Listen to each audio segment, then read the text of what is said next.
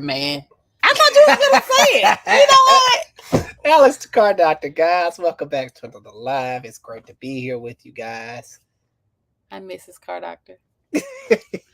Alex is glitching. Yeah, man, it's allergies, man. Got me all puffed up. You normally say welcome. I know people think I'm a toker and all that because of my eyes and stuff. And the pollen is no joke in Georgia. Yes, it's pretty bad. It's no joke. Anyway, welcome. Welcome to the live. Well, I ain't got no rhyme. Hey, y'all. Joshua Rick says, "What's up, Alex? I see you, Grill Master. My cherry Pepsi was fire. He got one for you tonight. I told you I'm going to turn one up for you. I got you. We got one for you tonight. Turn it up for you. Dan's learning curve in the house. What's happening, my friend? Hey, Dan.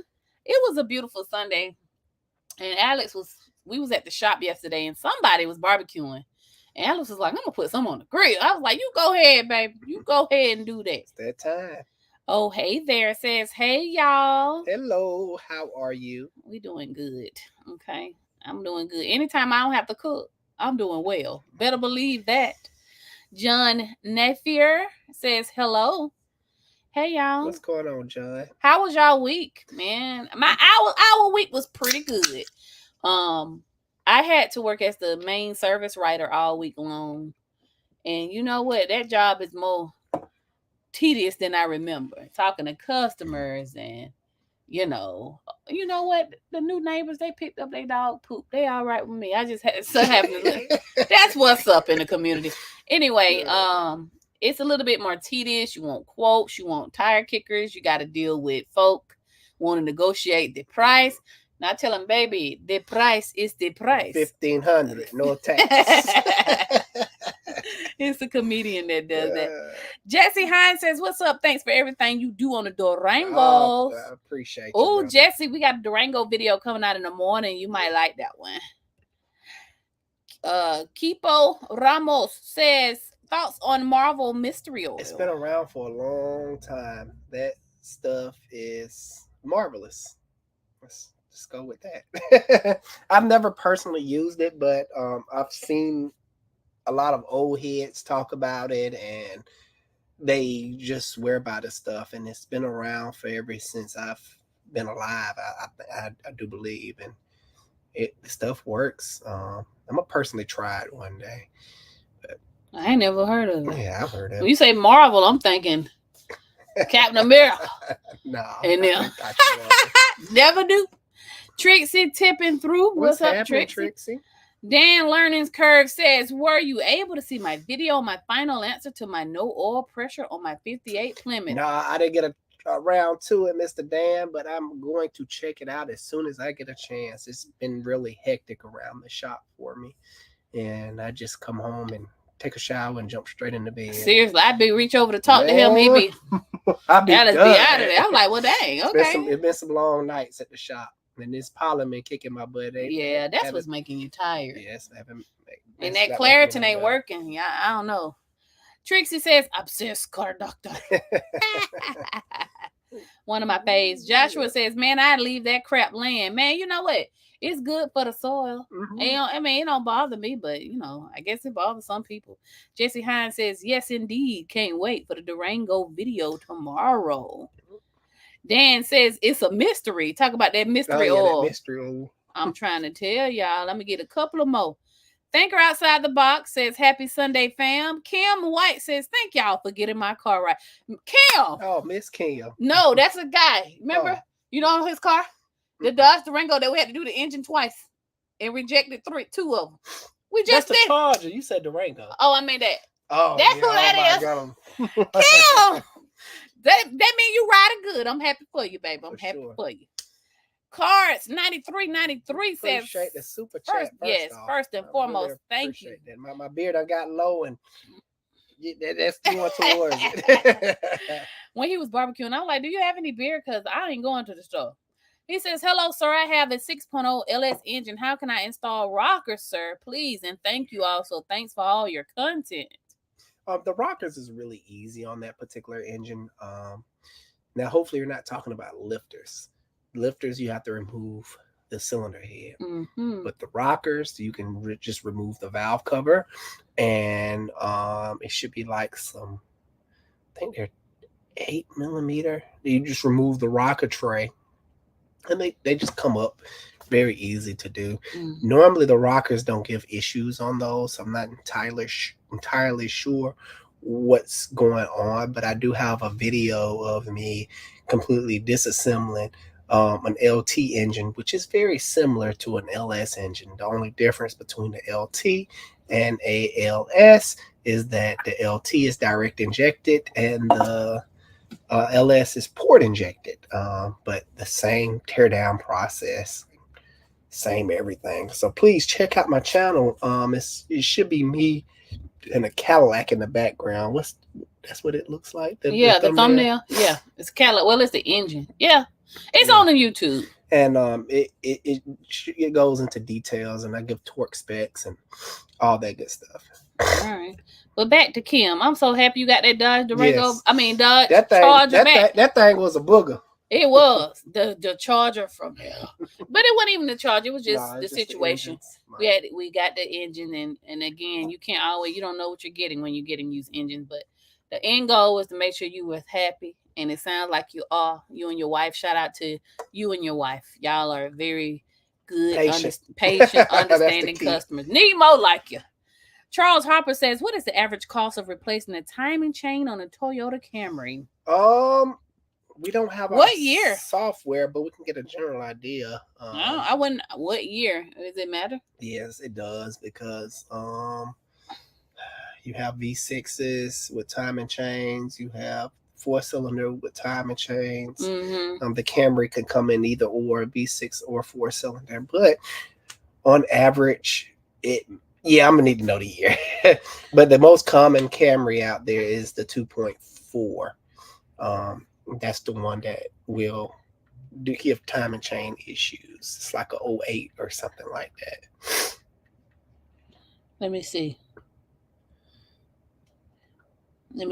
Google is your friend.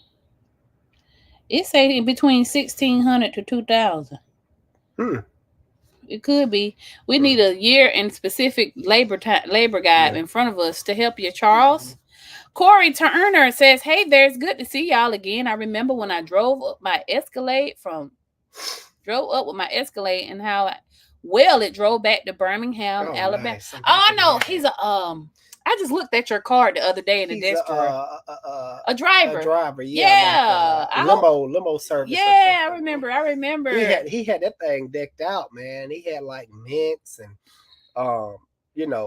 bottles back there, and I was like, wow, he doing it right. If I come to Birmingham, I know who I'm calling to ride around and style. Shout out to you, Corey. Glad your Escalade doing all right. There's been a lot of customers that's been coming. We had a customer that commented and talking about, man, I remember in 2019 you came to my house. Oh, Sweet Tea. When you was a mobile mechanic. Yeah, I was like, wow, you took it back. Yeah, you did. Jonathan Lopez says, "Roses are red, violets are blue. Dodge Daddy and Wifey, how do you do?" I love it. I'm back with more rhymes for you. Oh, yeah. You guys are the best. Thank you for the Sunday live. I'm using that Dodge Daddy. Oh, yeah. For sure. It's in the next video.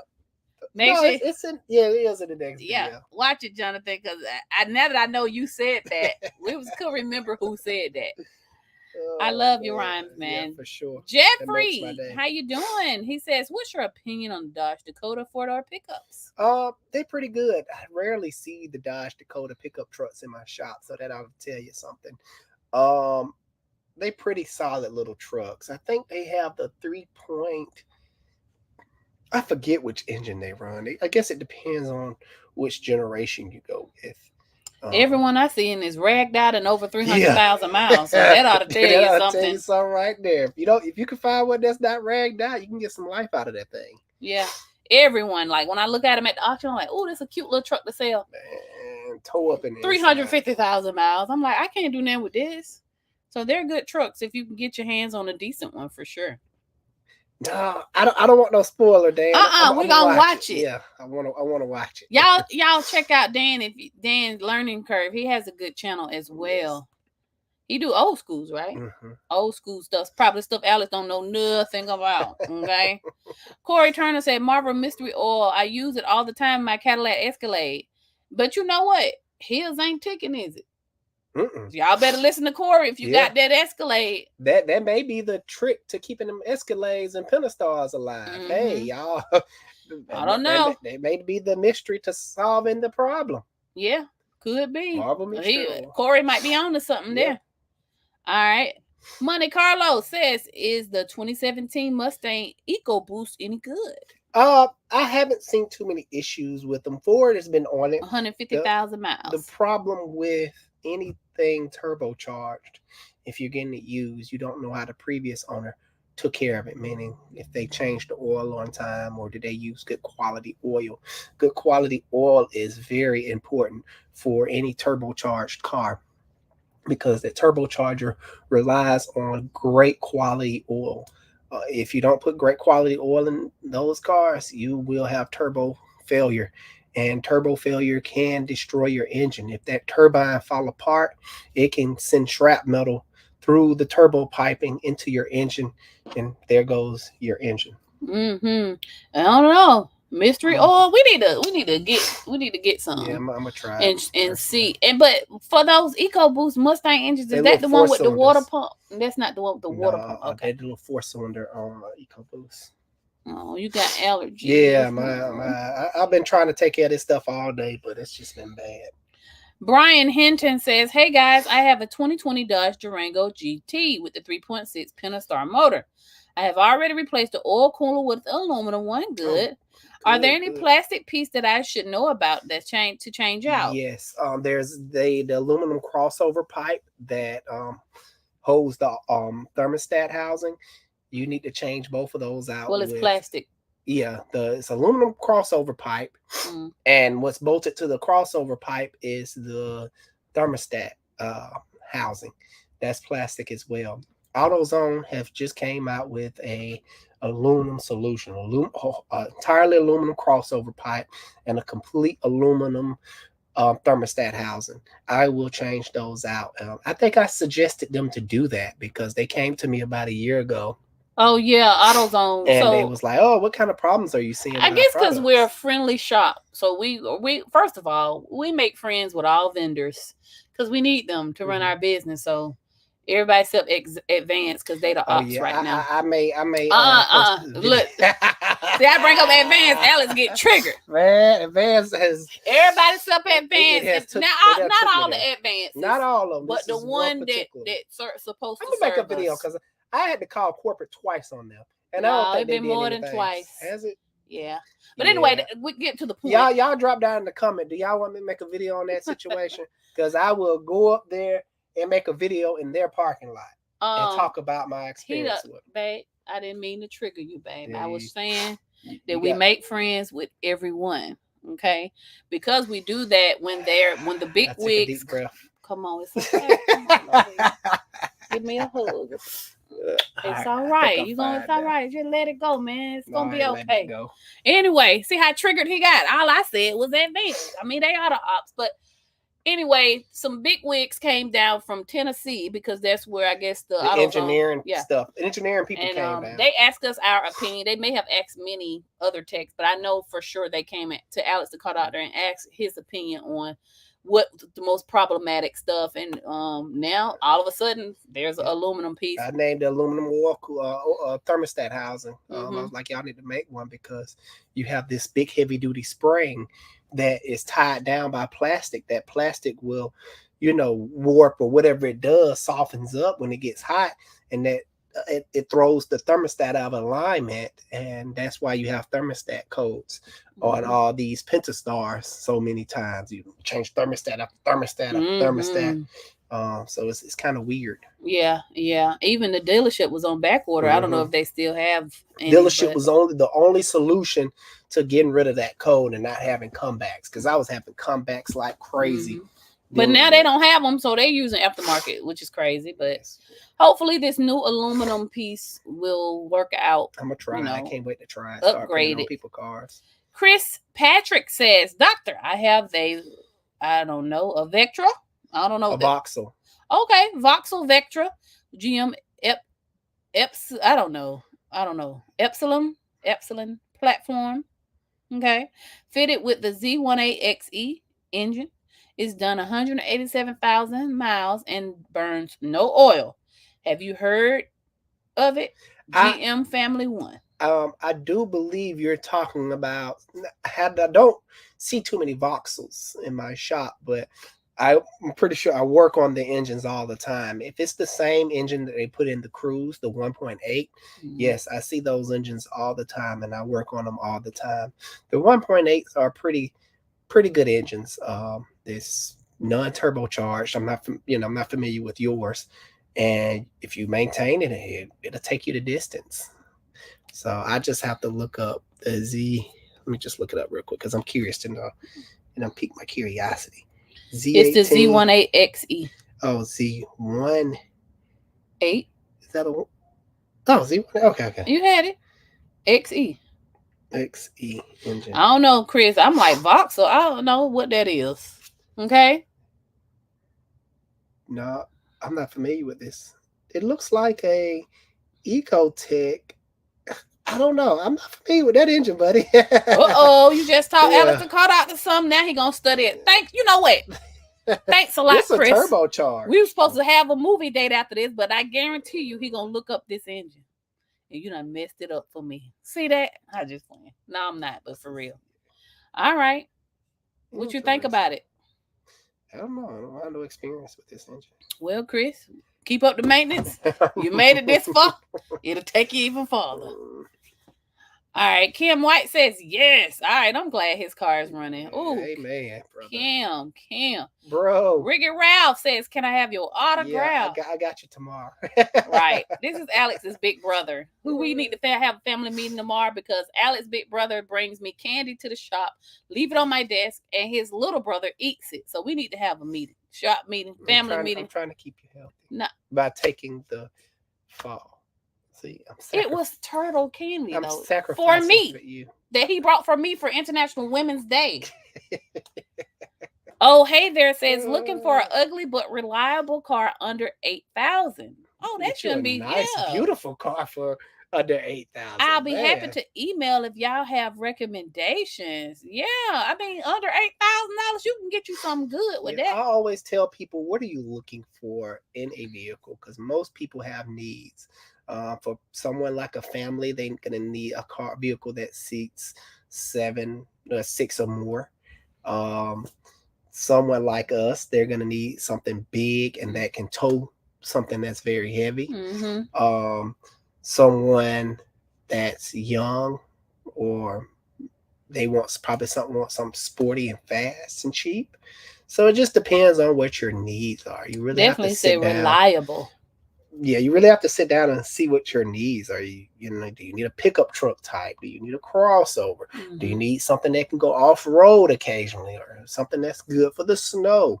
So I would need to know things like that to give you a good recommendation on what's best for you. So you'll be happy with it. Trixie said 2010 Civic DX. On what? In response to what he just asked. Is a reliable car. Oh yeah, I'm definitely gonna say Civics. You can't go wrong with the Civic. You could definitely get yourself a nice Honda for less. Okay, I don't know them people. Oh, they go to school with the kids. Look, you know, me and Ella, we be like, okay, who are these folks now? Who these folks? I'll be on watch. Anyway, Honda, you can get you a nice Honda 8K and under. Yeah, if you want something small and fuel efficient. Yeah, for sure. Fuel efficient, definitely go Honda or find you a little Corolla or a Camry. You should be able to find a Camry for. Yeah. And it ain't got to be ugly. No, it can be cute. Nice. Corey Turner says, I would like to advertise with y'all as a private chauffeur. Is there any way I would be able to do that? For sure. What you want to do? Wait, let me see. We'll be in Birmingham this summer briefly. Maybe we can do a little something. Or you take us around town. I'm actually in all seriousness. Want to support your business. Oh yeah, I'm with supporting whoever business. 2 things. I'm thinking about starting my own channel, Mrs. Car Doctor, and it's just gonna be how I be spending Alex the Car Doctor money. It's not like, but it ain't like that though. It's like I don't buy purses and expensive stuff. but how I spend the money for equipment and stuff that he won't buy. If y'all interested in that, let me know. If not, then I ain't gonna do But it. we're definitely coming down to Birmingham. I'm probably Yeah. gonna yeah, we're gonna make that trip. You know how to get in touch with me. Oh, look, it's all kind of super stickers over look here. at that. Roman super sticker. Oh, Thank you so much. Look at that. It's beer 30. Right. All right, Cards says your opinion on the 2100 5.7 V8. That's the man. Can't lose. If I can afford one, I would get one myself. If you got the money, buy it, honey. Yep. Okay, that's good. That's good truck. I'm thinking about getting myself a truck. I don't know. I don't need a truck. I gotta go. I don't want your truck. I want my own truck. Just jump in that truck. Okay, this the arguments that we have. Don't the diesel rumble? I don't like it. I don't want it. Whatever.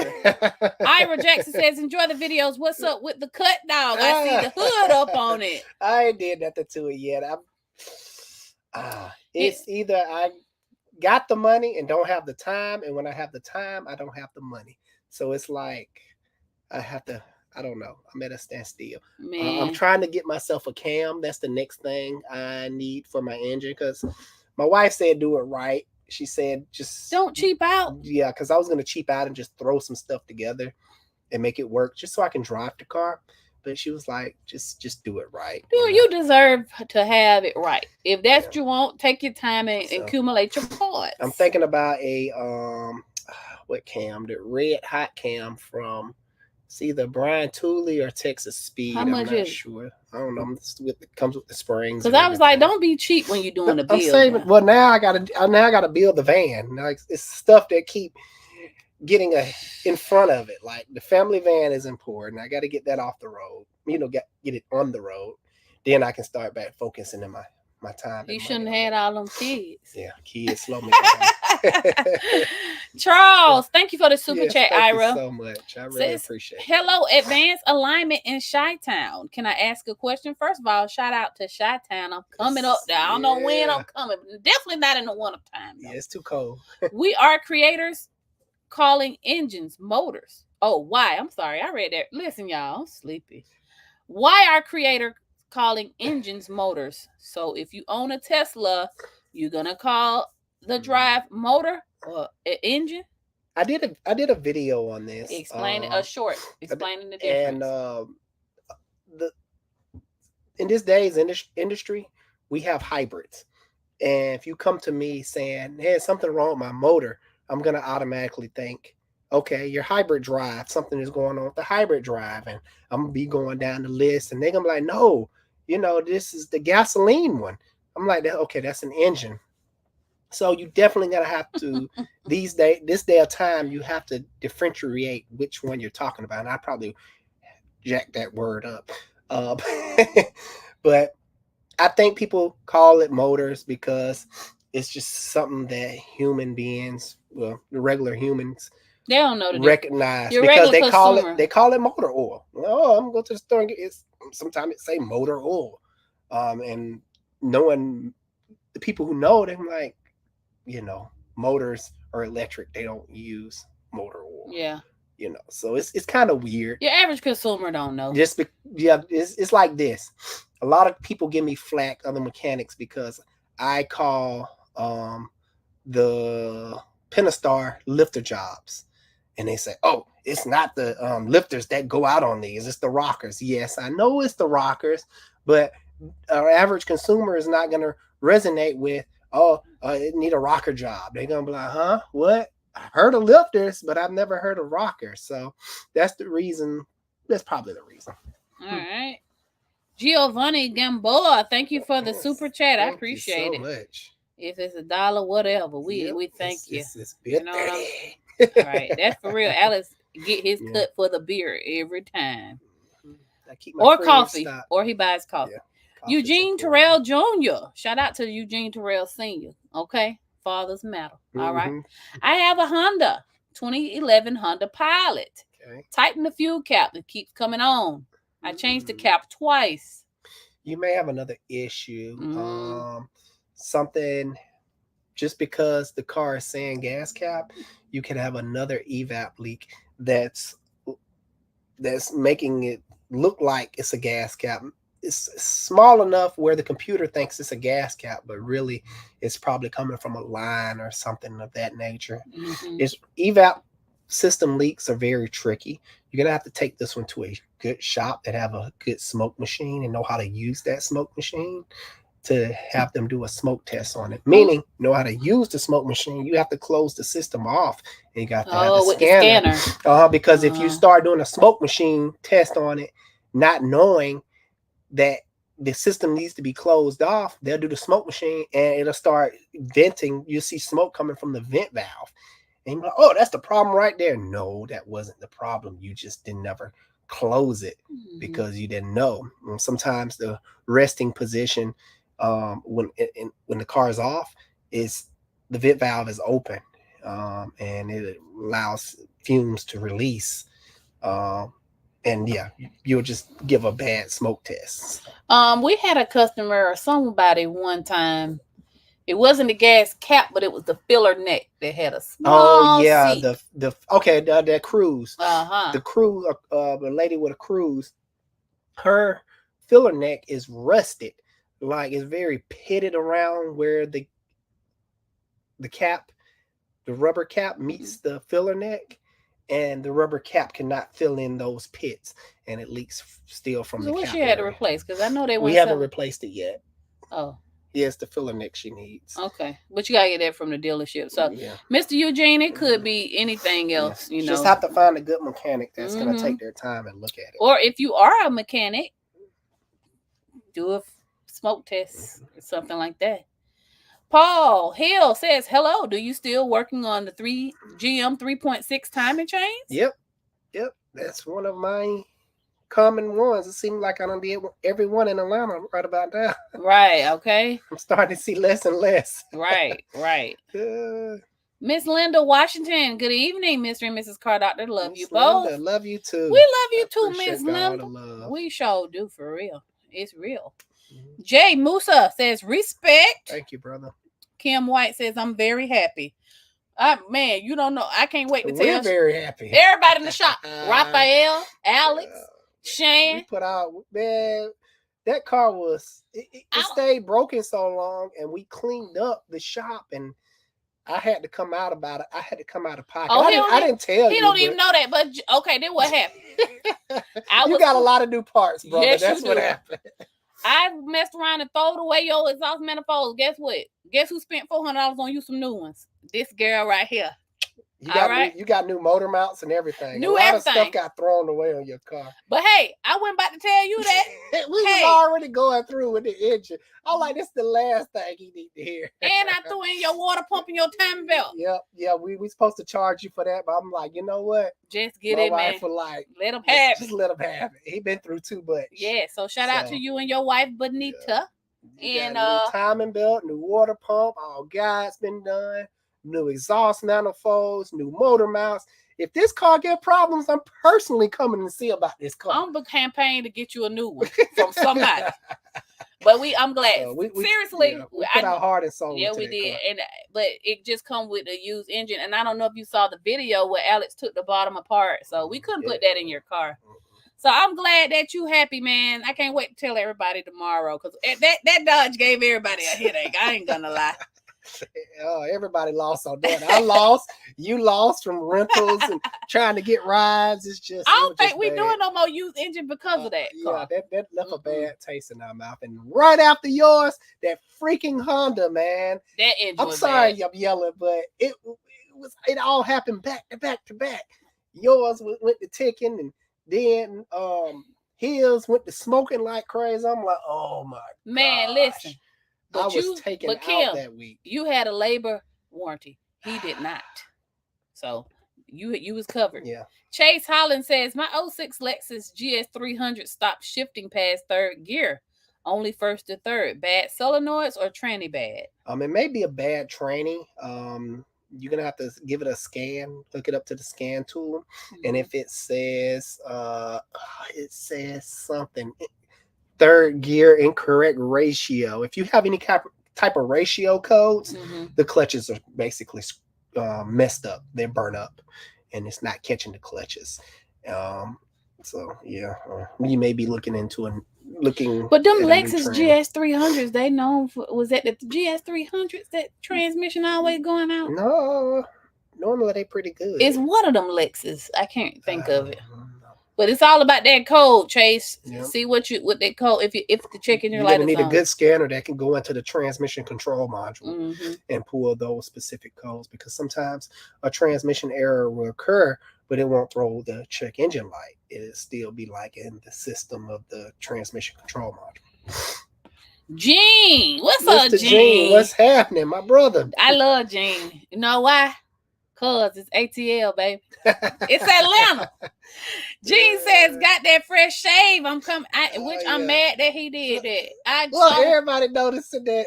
He came. I was at work. I was like, "No, who told you to do that?" You see me doing it, but still, it didn't register until I looked at you, and I was like, "No, man." I told people on my videos, like, look, those were my broke days. You know, I have to look the part. See, you know, when things not going so well, I gotta look the part like I live under the bridge. Oh, now the shop business, so you got some money. I got to pay off all this debt. Shoot. It's got that fresh shave coming. I'm coming up to clean the shop. ATL, baby. Man, I need some help, man. Please come help us. Please. We can only do a little at a time. He must have seen our Day in the life. We was up there at work yesterday trying to do a little something. Dan's learning curve says, "I'm guessing you won't have time to check it out. Number 8 intake push rod bent. Ooh. Lifter sitting in the valley of its bore." That bad? It sounds bad. It is bad. We still gonna watch it. I think I may have. I don't know. I'm gonna watch it again. I'm gonna check it out. I'm gonna have to find time. I love Dan's channel. Yeah, for sure. And we like to support other YouTubers. This stuff ain't easy, man. Not at all. Garage Monkey Mechanics says hello. Hey, what's happening? Hey, I would love to see what your channel is about. Corey Turner says, "I have a Cadillac Escalade ESV. Is it okay to get my oil change once a week?" That's a little extreme. Well, I mean, but considering what he does, though, he ride around a lot. Yeah, he does. I forgot he probably put some miles on that. We got a customer that I promise you they come get their oil change every 2-3 weeks. That boy with that Honda. Yeah. I'm like, but you cannot do this much driving. He proved to Alex he do put the miles on and there. you probably drive way more than him. Mm-hmm. Yes, it'll be okay. The more you get your oil change, the better. Especially if you're doing a lot of driving and with that Cadillac. Yes, especially the Cadillac being so big and heavy.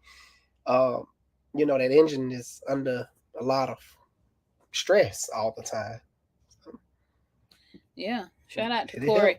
And he got the coolest car. It might look like it does on his profile. Oh, that car he got the coolest card ever, man. Wow. This is Jay amazing. Musa says, "What do you think about the 2017 Audi Q7 V6? Now, I like it. The problem with any Audi or VW or anything German, if you don't have the money to maintain that sucker, it will quickly go downhill and you will be mad.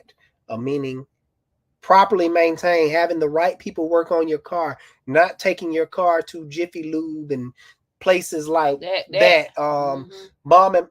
Nothing against mom and pop shops, because I'm a mom and pop shop myself. Right. But most mom and pop shops, let's be honest, is not up to standards with my standards. So go ahead and say it. Taking your car, your high-end luxury car to mom and pop shops because you think you're going to save some money. You're going to have to most likely go to the dealership or find you a specialty shop. Euro shop that only deals with those. And it's going to be an arm and a leg. Your average oil changes for those are $200-$300, I think.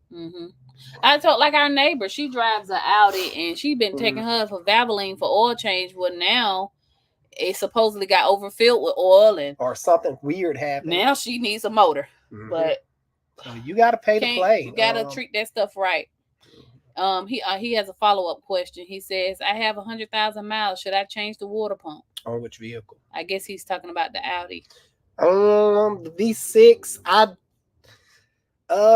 I'm not sure because I've stopped working on European cars, so I don't see too many of them no more, so I don't really research and stay up to speed on them, like I did in the I would past. say see what your maintenance. What is the deal of maintenance Yeah, book saying? check the maintenance intervals, because I know if you had the 4 cylinder, it's recommended to change the timing chain, and might as well just change the water pump while you're in there, around 100 and 120,000 miles. So I'm not too sure about the V6 version. Man, so ODC. I'm gonna say AJR. Hi, Alex, and you. Hey, what's happening, How you buddy? doing? Jeffrey says thanks. My pleasure. One says, "How is the cat or the shop manager doing?" Man, those Being cats. bougie. Yep, they so spoiled. So Mhm. right now, so we're across from The Pro tote. Auto Towing. Shout out to Mo and Tony, they brothers, and they own that. But they've taken a liking to Harry and Oreo, so they're over there feeding them tuna tartare and a special gravy food. So they hang out between our shop and their shop Getting now. fat. Even Mo, he'll come and look for Harry and pick him up and take him over there. So it's kind of like a war going on, custody battle. But they're doing all right. They are very sweet, loving cats too. So we love our cats. We do. Um, quick story. We got the cat because I don't know. A lot of the followers may remember our one of our techs, Harry, passed away last year in the summertime. And before he passed, he was begging me to get him a new cat because the cats we had before run off. Or And you somebody know, stole them. I think somebody they were stole pretty them cats cats. because they was Yeah. gorgeous. Like I, I think one of my followers said, "Oh, that's a such and such cat. Oh my gosh, We and didn't know. they So so expensive." I was like, well, anyway, we they ain't seen regular cats to me, but if we you ain't say seen so." we haven't seen Turbo and Diesel in about a year and a half. So Somebody took them. and he loved those cats, and you know how we do in life. We think we got time to get around to stuff, and he wound up passing away. So I still honored him by getting the cat, and that's why the cat is named Harry. And Oreo, his name Oreo because he looked like a cookie. Dan's learning curve says thanks for the mention. Of course. Yeah, you the man, Dan. We support everybody. I don't care what kind of business you got. If you want to say something on here, I'm gonna give you the platform. I shout out to all entrepreneurs, YouTubers. We all out here just trying to make it. Exactly. AJR says, "Hi Alex, I have a 2018 Chevy Trax with 52,000 miles. Service the all-wheel drive system came on. Can it affect the car if I ignore the warning and drive the car on two-wheel drive? Thank you." I'm not too familiar with the all-wheel drive system on those. That's the little 1.4 turbocharged, basically a Chevy Cruze. Normally I see the two-wheel drive versions. I rarely see the all-wheel drive versions of that particular little small, I don't know, crossover. What would you call that? I wouldn't even know. It's the professional answer is it's never good to drive around with any types of warning signs. You could potentially damage things if you continue to drive around like that. The don't know cheap what Alex say, which you should ignore. The cheap Alex, it should be fine. Normally the car has a good ability to disengage it, and so it won't damage itself. So bam, there's 2 answers. You want the professional answer, or you want the cheap Alex that probably will be in your situation and not fix it. Because look, who is that all-wheel drive kidding? I guarantee you, as soon as the front wheels get stuck in mud, the rear wheels is not going to pull it out anyway. All-wheel drive car sometimes, unless it's a Subaru. Toyotas, they done got a lot better because I think Subaru and Toyota in bed together, so they share stuff all the time anyway. They from the same block, right? Yeah. So, but that's my opinion. If you ain't got the money, you'll be all right. Yeah. But you ain't hear that from us. Ash, Mike, Marie, Michaela, and Micah. Hello from Virginia. I remember that day. I say all their names on purpose. Shout out to your family. I hope everybody's doing well. Hello from Virginia, VA. Daryl McCulloch says you two are the best. So I see Subarus are safe SUVs. Are they reliable? Yes. Just like with anything, you have to maintain them. The problem with Subaru is they have a flat 4 engine, and a lot of people are scared of those engines for some odd reason. So if you have a favorite mechanic, he may veer away from that particular engine. I'm actually gonna get my daughter Subaru if she graduates and take care of her Jeep outside, which she's doing an amazing job. So Like, listen, man. our 16-year-old hooked up the no-code jump box Yep. today by herself. Her daddy showed her how to do it one time. She said, where's the jump box? I got it. And I came out here, she had the negative on the negative and the positive on the positive. One time, y'all. That's it. So the Jeep is a little janky, but everybody knew. It's the inline 6 with 300,000 miles. Yeah. That's her test car. Yeah. She take care of that car. When she graduate, we will buy her a Subaru Forester. It's a little quirky, but I think everybody's first vehicle should be a little quirky and semi borderline raggedy. But that's not raggedy though. I'm just saying. We're gonna do a video on it. Actually, I'm gonna do a top 5 on it. It's a nice little original Jeep. engine, original transmission, amazing. Maybe. 300,000 miles. But yes, purrs Subaru, like a kitten. Alex used to work for Subaru, first of all, the dealership. And Alex's daddy got a Subaru. I have a Subaru. And Alex has a Subaru. Had one when we first met. And I had a Subaru Forester. I just only got rid of it because we kept having kids and couldn't fit them. The car was still driving wonderful when we sold it. So yes, we vote Subaru. Our daughter will be getting one when she off the lot when she graduates. The all-wheel drive system. Perfect. Get it. Bill Gates in the house. Gates. He's sharing that love. Thank you for the super chat. Says Alex, apparently you are only supposed to boost a Challenger from the front power distribution center. All data says if you jump it from the rear battery, the battery could explode. What's up with that? I highly doubt that. First off, that's very, I don't know. That's like misleading information. I don't know what, unless you got a jump box that could put out 20 something volts. We should try it. Well, I jump them all the time like that. Really? I've jumped many from the rear. Well, we ain't exploded yet. Never had any problems, but on the norm, I do jump it from the front.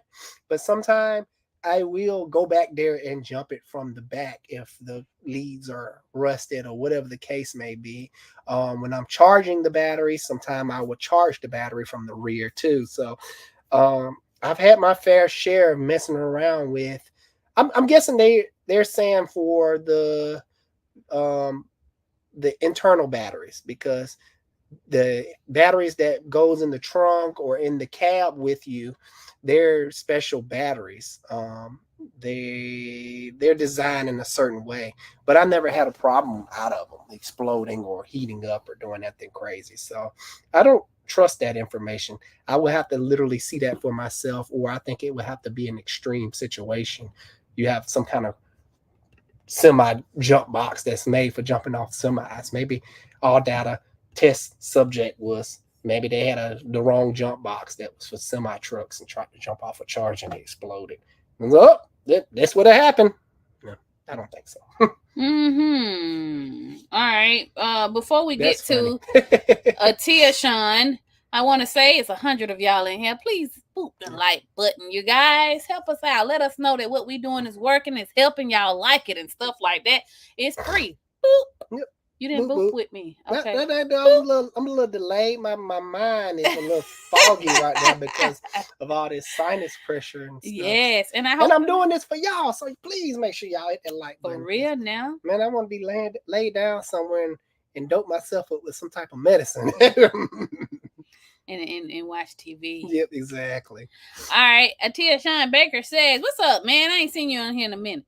Says, "Hey, 2001 Nissan Xterra. Should I change the rear differential oil? So far, no issues. 237,000 miles. How can I tell if it's failing? First of all, they don't make Nissans like that no more. That thing there is a bulletproof. That Xterra, everybody, I want an Xterra. Yeah. Definitely change their rear end fluid. Better safe than sorry. How do you know if it's failing? Your car will be knocking, ticking, the transmission to be slipping, jerking real hard when you put it in gear, things like that. But maybe you take real good care of this truck. I think that's timing belt driven, so make sure you check that timing belt on that truck, because that can kill it, if I remember correctly. I haven't seen an Xterra in a long time. I never see them in the shop because they're that good. Yeah. But it's older though. See, a lot of people be looking for new cars. I prefer these old stuff because this new stuff, this lady was mad. She made a TikTok and it got a lot of views. She was mad because she bought a new Nissan and she took it to her, I guess, mechanic, and they couldn't service the brakes because that, they making it where they trying to kick us out basically.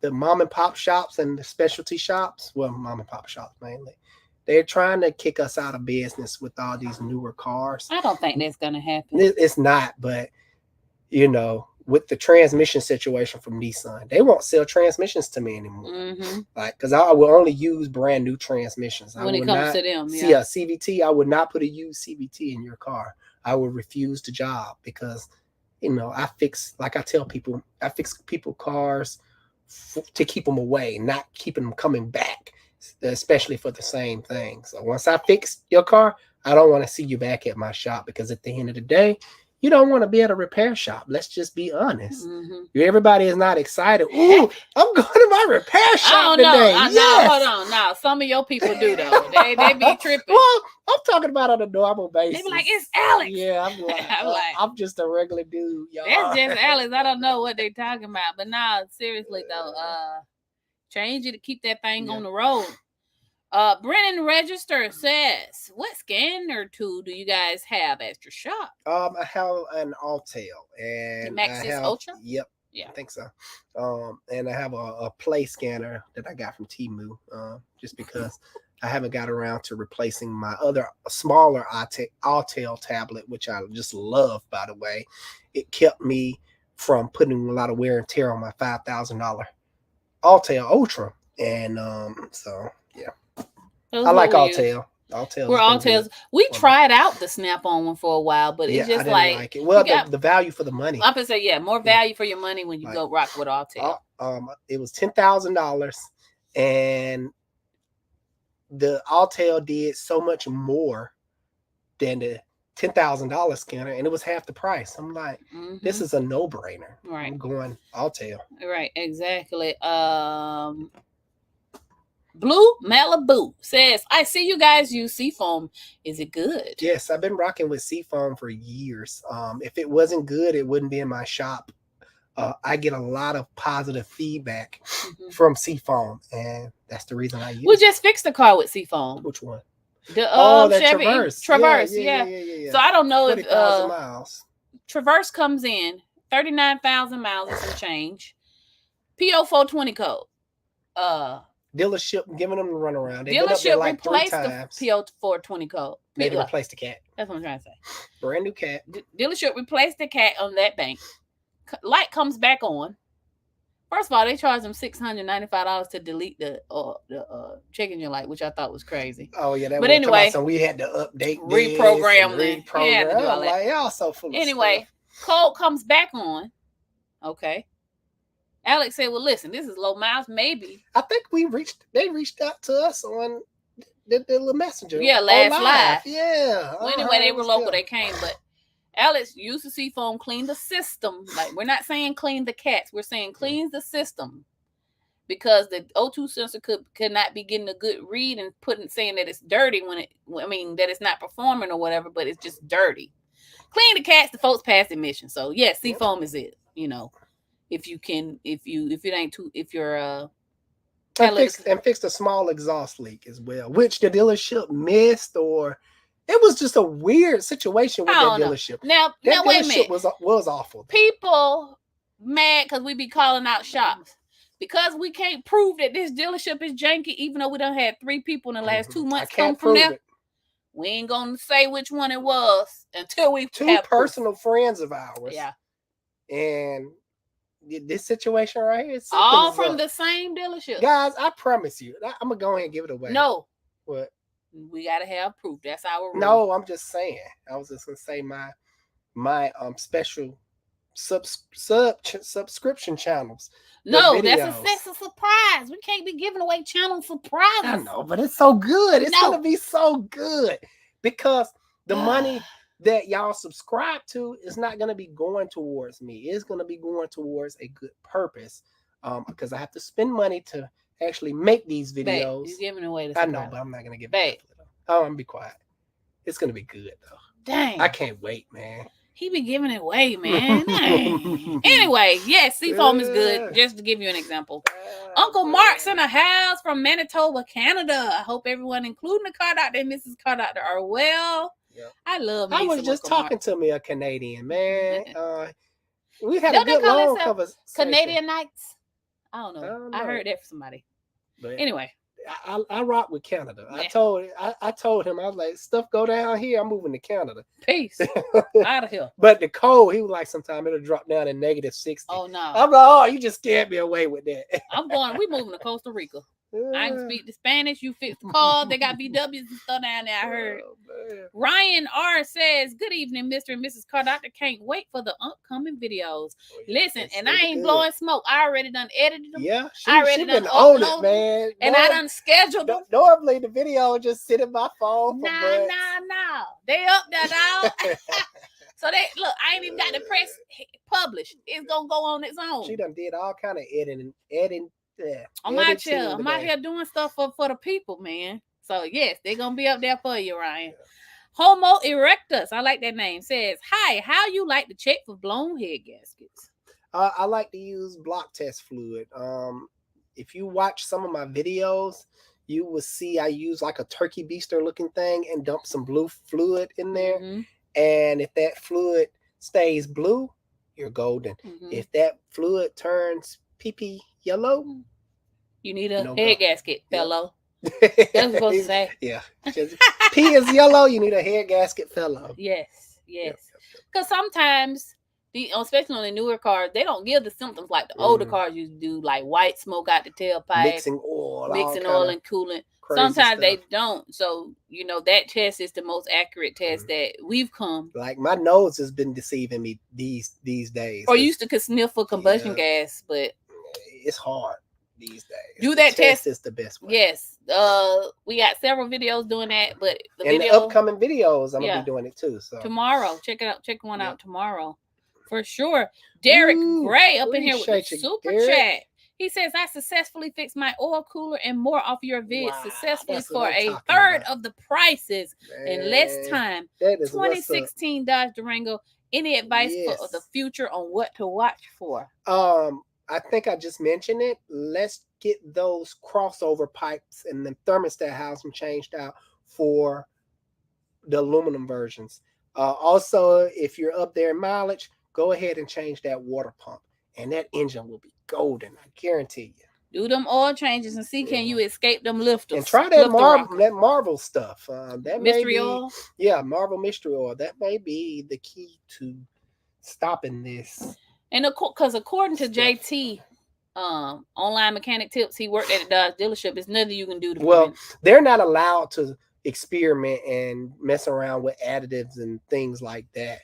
When you're in the aftermarket and when you're talking to customers, I can suggest things that he cannot, because he'll get in trouble for doing so, if that makes sense. Mm-hmm. I'm trying to get JT to come live with us on a Wednesday. Because that's going to be one of the things I ask him. To talk about the 3.6 Pentastar. He worked at the dealership, so a lot of stuff he's probably seen more. They each have seen things that the other one hasn't. Mm-hmm. See, JT is going to see stuff before it leaves the warranty phase. Versus Alex see everything. So we would love to, y'all know JT. Y'all tell him Alex looking for him. Yeah, he and answer his Instagram so he can text me back. The man, I'm gonna hop on his live after this one, but we love to have a sit down to kind of educate you, Dodge Chrysler customers that got the 3.6 Pentastar. So we try to get him on live to talk about that, and I think Alexis Tech reached out, wanted to get on live and just add more people to the conversation to help you guys out with your cars for sure. Thank you for the super chat. Yeah, we appreciate you. Really, really. Listen, and we're happy that you're fixing your own car. Really. That's why I make these videos. Mm-hmm. And I had a guy that said I need to do more repair tutorial videos. I got y'all. I got you. Because I've been doing a lot of Diag videos lately and a lot of top fives lately. Dro Trace says, "How tricky is the P0011 code? I see so many on the videos. That is going to be a timing over advance code." Oh no, some with the timing. Camshaft timing over advance, and bank one. Okay. What type of vehicle do you have? Because it's different. It's not really different with vehicle. Now, what I normally suggest is to change the VVT solenoids first, Mm-hmm. because I kick it to my customers like this if they don't want to get a diagnostic, because I can do a diagnostic and see if everything is working like it should. But I was like, it's something cheap that you can do. Change the VVT solenoids, and if that don't work, you definitely need the timing. Is something going on with the timing? Could have a bad phaser, could have a stretch timing chain, something along that line. The VVT solenoids will have to be changed out. Was recommended to change them out during the timing job anyway, so you won't be wasting any money. It's already done. Mm-hmm. But it can be tricky depending on what car you're working with. Okay. Okay. All right. Brian Hinton says, I looked all over for it and they don't make the aluminum thermostat housing in the crossover pipe for my year. Oh. For which car? What year was it? Well, Pentastar is a Pentastar. They I got don't to. know. They got to. What? Go see if you can go back up, because I'm gonna show him. I'm gonna give him the part number. Let me see, first of all, I got to start, Brian, so I won't lose my place. Yeah, I need to help Brian out. I don't know. Oh, 2020. 3.6 Pentastar. Ooh, Might be right about that one. Jeez. Okay, let me look. Brian, while he looking, I want to know this, because he would have the new generation Pentastar. Yeah, he have definitely want the EGR cooler. Did they fix the Pentastar tick? What was it, a Charger, or what did he Durango have? GT. Okay. Did they fix the Pentastar tick in these late model years? Is my question. We haven't seen a lot of them. We're still seeing the older generation Pentastars that's ticking. Perhaps they fixed it. If they have, then that Pentastar is going to be the best affordable engine you can get in a car, next to Honda and Toyota. But if they did that, that would be wonderful. So I want you to keep in touch with us as you continue to own that vehicle, and just let us know if you run into the lifter tick or not. Yeah, I don't see it. Yeah, I think they don't sell it for his year. That's crazy. Why not? Well, it is a different part. See, this thermostat housing is so completely different. So, the design is different. Yes, because that's the second gen engine. So they probably not having problems with it. They probably fixed the design of it. But only time will tell. For right. Sure. Only time will tell. Well, that's something we'll definitely keep out. And if I know something, find out before you do. And if they are giving problems, I'll just reach back out to AutoZone, like, hey, y'all need to make this an aftermarket part. And it seems like they're taking my suggestions seriously. So, hey, I got some pool somewhere, I guess. Maybe. I mean, not to take away from your pool, but it could have been a pool of us saying the same thing, maybe. Just bought a 2013. Oh, Dan's Learning Curve. Just bought a 2013 Chevy Equinox.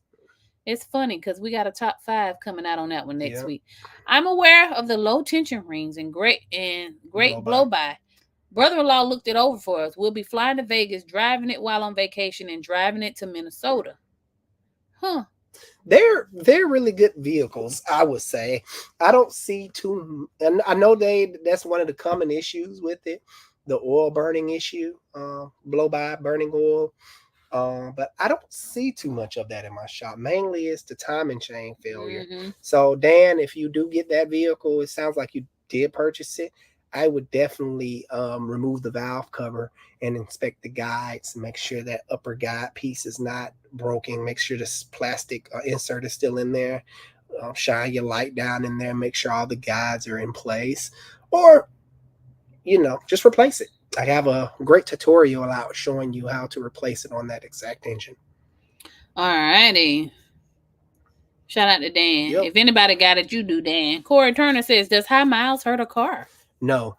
High miles, it doesn't really hurt a car unless you're talking about extreme high miles, 400,000 or 500,000 miles.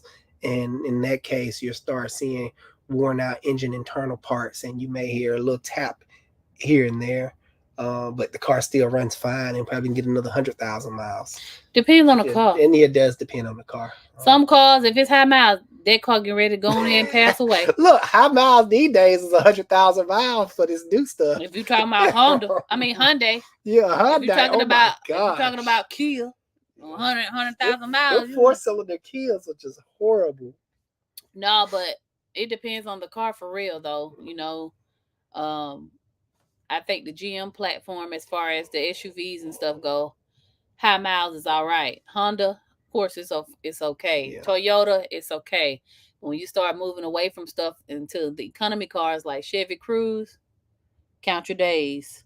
You just gotta specially maintain it. Yeah, I mean, but you can't expect to get another 3, 4, 5 years out of it. I need to do it. Unless you're driving like I a need little to do bit. a top 5 on old boy Malibu. Yeah. He got like 250,000 miles. That's what I'm saying. I think the Chevy cars are getting a bad rep. I honestly do. Engine. I honestly think that they're getting a bad rep, but they're actually pretty decent. You know what I'm saying? Yeah, I've seen a lot of high miles cars. It's just this new stuff are not known for going the distance. It seems like no more. All right. Older high mileage cars, yeah, it's fine. All right, Derek Gray back with another super chat. We thank Derek you. Showing up. He said, "Did all aluminum thermal housing too?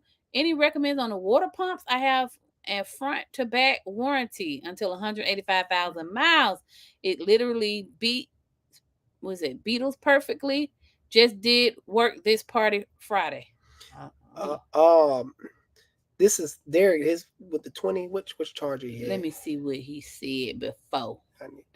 I get stuff confused sometimes. I don't know. It's so much going on now. Derek. No, that's the one now. Okay, Durango. This is him. Yeah. No. Derek. Yeah. Yeah, that's you. Yeah. He said the oil cooler. I don't know. The 16. Yeah. Okay, now I know what year he had. Did all aluminum thermostat housings too. Any recommendation on the water pump? I like Napa water pumps, but AutoZone is really good too. I haven't had any issues out of the AutoZone. Before I wasn't really messing with AutoZone like that because I had a great relationship with Advance. I wasn't using advanced water pumps. I go straight to Napa. But since I have a great relationship with AutoZone now, I strictly use their parts, and I haven't had any comebacks or anything weird going on with it. Right. Brand matters. Yes, brand does matter. But if you're in doubt, if you're not a big fan of AutoZone, go Napa. Napa normally have some really good stuff for you. And then too, I know without giving away the next video, if you're overheating, pull over. Yeah, do not try to make it nowhere. Just pull on over. Thank you for the super chat. Cards 9393 says, what could GM do differently to get rid of the lifter tick? Seems the V8 GM engines tick a lot, even the 2021 versions. Yeah, yes, they do. Fixed it. He says 2020 and 2021 versions. Man, I really appreciate the super chats, buddy. What they could do differently? Well, for a starter, stop overcomplicating a simple engine design already. They're basically taking a dinosaur engine design. Let's take a inline 6 Chrysler engine, the 4.0 that everybody go goo-goo over, the world greatest Chrysler engine, bulletproof tank engine, whatever you call it. Let's say if they would have kept that engine around and start doing weird stuff to it, like variable valve time and changing it to direct injected. What else they did to that engine? Direct injected, variable valve time. All I know, they look good. This displacement on demand, that engine will quickly go downhill because that platform of engine is not designed for that. It's designed to be an old dinosaur, reliable. It's not designed for all those bells and whistles. If they wanted to do that, they should have changed the platform of the engine and came out with a whole nother design of V8 and not relied on their old design.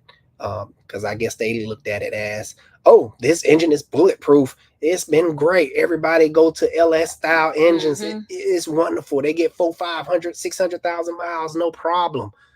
Let's see if we can lower the emission standards and please the EPA. We definitely want to keep it, but let's add this crap to it. Let's add this and let's just go crazy with it. Yeah, that's what happened, buddy. Hopefully, I mean, that's just my opinion.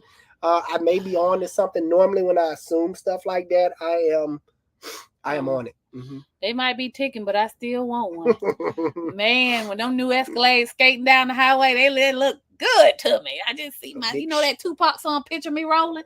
I be picturing myself rolling. A shiny turd. I don't care. You gonna buy one and you gonna fix it. Gosh. Don't try to ride in it then. Or give me the SRT Durango like I had said. And the SRT Durango. And I guess I'd be happy with that. Jack in the Box says yes. I guess they was talking about you making the video. Yes, please do. What yes, video? Make the video. I guess of you and your advance. Yeah. That's a story. I think I'm gonna do it, y'all. No, Garage Monkey Mechanic says, nah, man, don't waste your energy on that. I don't know. I'm with you. I'm feuding with them right now. I told my wife I'm gonna go up there and order some windshield wipers. See, I'm trying to give them a chance. See, I'm trying to be nice, like I always tell you guys. If I made a video about you, it's well deserved. I'm trying here. I told them to go up there and get some windshield wipers. They are mad disrespectful. They be playing with me. I ordered, like I had to warranty some out the other day. They don't like us for something they did to us. We're not gonna get into that right now. I'm gonna save it for the video. I am gonna make a video. But they did it to us. Okay, so I called it to the carpet because you're wrong for that. You wrong for that, store manager lady. So. Okay, this been a year ago. I called out the other day. I said, hello, how are you? He just held the phone, her little flunky. I said, okay, we on that type of time. You don't want to speak. I'm trying to put my best foot forward. You messing up the story. That's hold on. You can explain. Hold on. Let me tell my story. I'm not. What you saying? Your video, it's not got nothing to do with what I'm saying. I'm going to put you on and give your side. It happened to you. I'm only going to talk about this one time. No, you're going to talk about it. See how he be telling me what to do? I like it, though. Look, we're gonna save it. I promise you, it's gonna come. Basically, they had my customer waiting 2 hours for some brakes that they could have just brought me. That's all I'm saying. And my first reaction, I was finna say, listen, because I've already told them. I'm like, y'all wouldn't like me to go online, and social media is very powerful. No, y'all stop playing with me. I had said a prayer. I was like, Lord, can you please stop testing me? I know I said I was gonna stop going off on people, but I don't feel like doing a test today. Cause this lady, she working on it, Lord. She working on my nerve. But another beautiful customer brought me some cookies, and I was happy with that. Shout out to you, Saab Chris. And my other customer that was in there, the customer that she made wait because she heard them just being unreasonable. She was just like, "Don't worry about it, Sean. It's all right." I was like, "Okay, my leader, you right." I'm gonna go up in there and see if they give me flack. They probably won't do that junk in They don't do it to him. They just do it to me for some reason. I'm sorry, Peter. Let's get to Peter's question. Okay, 2007 Cadillac Escalade. That's a good year. P306 code. Just one cylinder. Is it an easy fix? Ooh, it could be a booger bear. Could mean anything. You're gonna have to go through the proper diagnostics. I said that was a good year, but then they started DOD crap that year. Yeah, well, it's a fine line. It depends on what you got. Fine line. 07s normally didn't give a lot of issues, but it may have that DOD stuff. It is an Escalade. They like to do fancy stuff with the Escalades. Yeah, run the proper checks. Do a compression check. Make sure that cylinder is getting spark. Mm-hmm. If it's getting spark, good compression, then you can proceed to doing a tune-up. I would suggest tune-up and wires. Hopefully that fixes it. If it don't, start looking into fuel, making sure that injector is firing. It's pretty easy to swap around the injectors on those. I would just swap 6 with something else, 1 or something like that. Hopefully that helps. I got another super chat that I got to find. Hold on. Why did GM get rid of the? I got to put it up there. Okay. Definitely got to get him. Where you at, Cards? Probably at the bottom. I looked at the bottom already. I seen it. Why did GM get rid of the? Oh, there you go. Okay. Yeah. Cards 9393 got that money all night. He was putting these super chats in here. Cards is the man. We appreciate it, really. Yes, thank you. Why did GM get rid of the Vortec engine? Seems their engines got a lot worse after that. Afterwards, that's my opinion. I used to love Chevy. Now, not so much. Yeah. It's all due to EPA. See, this is where VW and Cummins got into hot water. And GM is just trying to kiss the EPA's rear by doing stuff to their engines to lower the emissions. What VW did, I'm not going to get into it too much. but they did this software hack on their vehicles that when they're being tested, the car will go into clean mode. Literally, the car will detune itself, get worse gas mileage. The pollutants out the rear end of the tailpipe will be clean. Soon as the car realizes it's not hooked up to test equipment no more, power shoot back up, MPG shoot back up. You got a real happy customer because the 2-liter TDI engine back in the day when they came out, they had to outperform the 1.9 TDI engine, and with the new emission regulations, they couldn't do that. We as a consumer have standards here. You telling me that this new engine is not going to outperform my old engine? I'm not going to buy that. So that's what they're dealing with here. And on top of the EPA coming down on them, Cummins, same deal. They need to stay up with the big three, or the big two, the other big two, Chevy and Ford. They got to stick with them and be, meet the EPA standards. So sometimes they cheat. I don't know. It's a lot of politics to it. Yeah, there's a lot of politics. It's a lot of politics to it. We just look, us regular folk just trying to get to work. I mean, we don't even. It's a lot goes on behind closed doors. Yeah, we don't need to be worried about it. And sometimes I think, in my opinion, I think they changed the design. It's debatable though. I think they changed the design in some vehicles because it's too good, and they're not making no money, or the trucks are not dying fast enough. So people, let's go down. I wish I could have. Planned obsolescence is a real thing. Okay, for instance, the Jeep that our daughter drives got that inline six engine in it. Great running motor. And it's still on the road. It's a lot of them. It's still on the road. But here we are in 2024, and we still breaking down.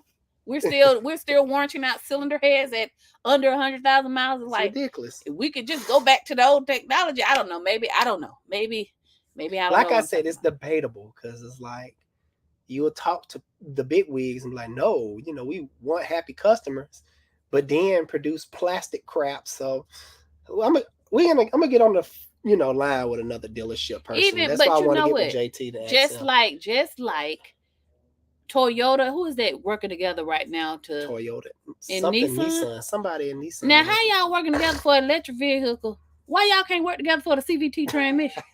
I don't get it. Like, so y'all letting me know that y'all friendly. And again, I could not know what I'm talking about. It could be above my pay grade.